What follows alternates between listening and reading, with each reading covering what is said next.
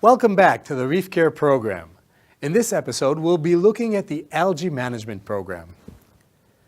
The Algae Management Program is all about setting and maintaining the desired levels of nitrate and phosphate, which are algae nutrients, and therefore have a significant effect on all algae in the reef aquarium. I say all algae because on the one hand, we want to get rid of the nuisance algae that can quickly overrun a tank. However, on the other hand, we need to look after the beneficial symbiotic Zooxanthellae algae that are essential for all so-called photosynthetic corals.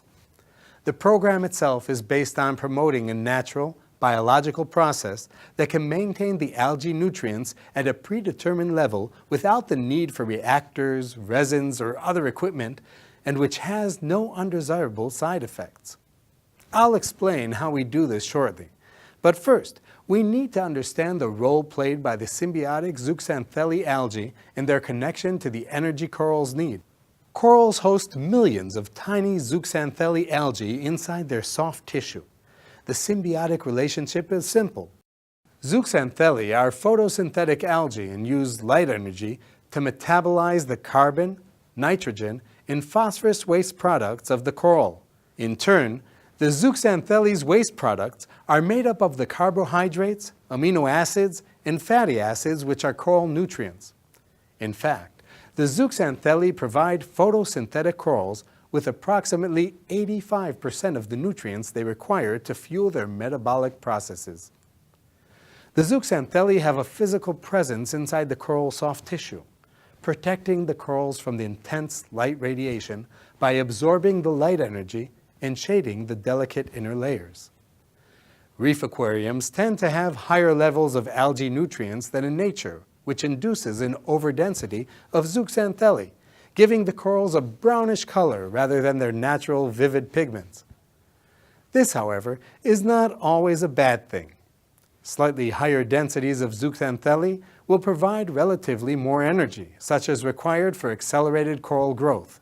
But we must bear in mind that excessive densities of Zooxanthellae will cause harm, so corals will only be able to display their natural colors at lower densities of Zooxanthellae. However, there is more to this story. Exposure of the soft tissue to more direct light induces a photoprotection response. Similar to the way we tan when exposed to sunlight, corals will intensify their pigmentation by producing more chromoproteins. This, however, requires more energy as well as the specific minor and trace elements essential for their production. In the previous episode about the Foundation program, I explained that accelerated growth requires energy, and a few moments ago, I said enhanced coloration also requires energy. So our job then is to create the right conditions. Higher densities of Zooxanthellae, which supply 85% of the nutrients, combined with the elevated levels of foundation elements, will support the energy requirements for accelerated growth.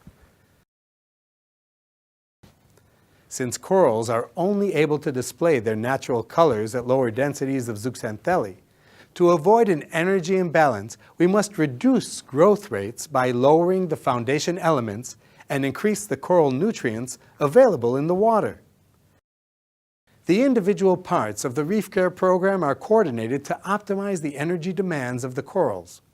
Remember, everything is interconnected.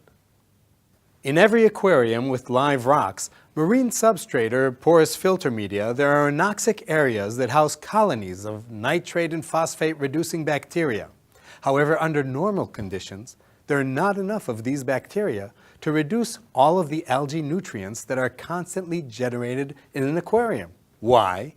Because even bacteria need nutrients and minerals to flourish.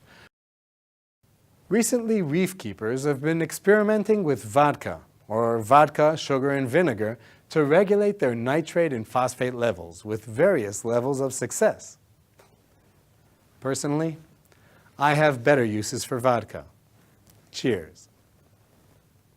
Now this got our scientists thinking, and after a few years of research and development, they came up with NO3PO4-X, or NOPOX for short, which is a unique complex of carbons and other elements that are used by the various nutrient-reducing bacteria, ensuring nitrate reduction to nitrogen gas and the absorption and utilization of phosphate.